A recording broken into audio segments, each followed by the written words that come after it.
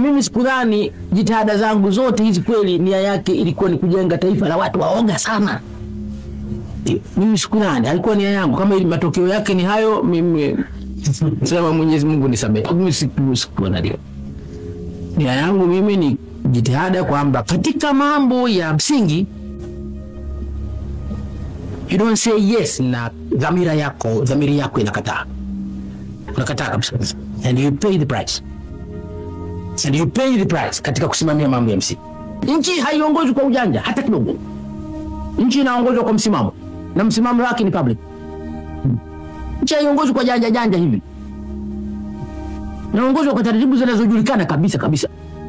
Kwa hiyo msingi wa kwanza kabisa wa kuona kwamba nchi yetu inatawaliwa kutokana na bila udikteta ni kwamba viongozi wetu wanatuongoza, wanatutawala kwa kufuata sheria. Sheria zinawabana hivi, watatuongoza ndani ya. Ya pili ni kuona kwamba viongozi wetu wanatuongoza kutokana na maamuzi ya vikao. Maana ndio maana ya democracy. Maamuzi ya kidemokrasia yanatokana na vikao. Ziko tabia mbili sasa hivi. Moja ni kujaribu kukwepa vikao. Sasa tabia hii isizoewe ya kuzuia vikao kuzungumza.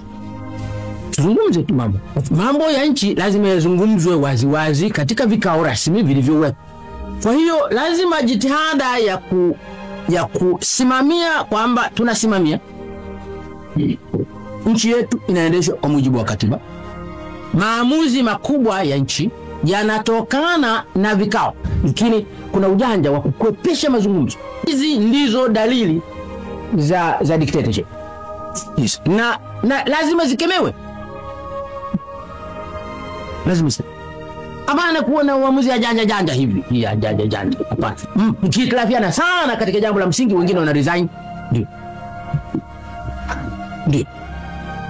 Wazi kabisa, na wanaeleza kwa nini wana resign. Na hiyo mambo yanazungumzwa katika cabinet openly kabisa, wanazungumza katika cabinet vizuri kabisa. Wanaelewana vizuri. Ndio. Hawaelewani, mmoja wao anasema mimi siwezi. Katika hali yenyewe namna hiyo mimi siwezi kuwa katika serikali, ana resign.